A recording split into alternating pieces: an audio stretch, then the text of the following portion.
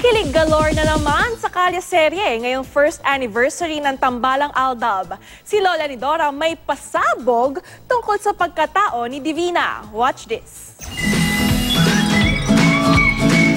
Eksaktong 1 taon na magsimula ang split-screen love story ni Alden at Yaya Dab.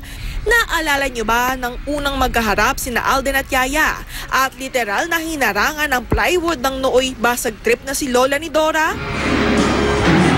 Kanina, ipinakita ni Lola ang behind the scenes sa paglalagay niya ng plywood.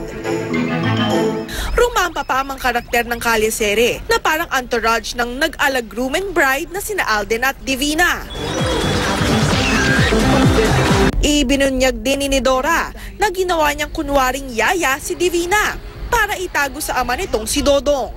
At hindi raw Divina ang totoong pangalan ni Yaya. Si Divina at si Men ay iisa. Mapayaya Dab, Mapadivina, Main Mendoza, kahit sino pa siya. Siya lang naman ang laman ng puso ko.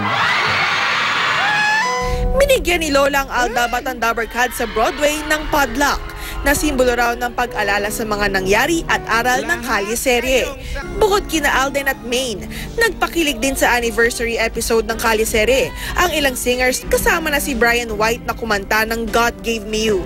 Hindi rin syempre mawawala ang Imagine You and Me, sinamahan pa sila sa EB stage ng ilang Aldab fans. Himala tong nangyari sa buhay nating dalawa. And ako, sobrang nagpapasalamat ako sa Diyos na nandito ka ngayon sa harap ko, nakasama kita. At huwag kang mag-alala, Mengay. Hindi kita pababayaan.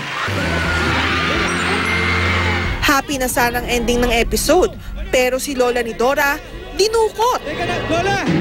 May kumintam kay Lola! Sa Twitter #2 trending topic worldwide ang hashtag na Aldab first anniversary na may customized emoticon pa. Ang Spotify Philippines naman nakibati rin sa anniversary ng Aldab.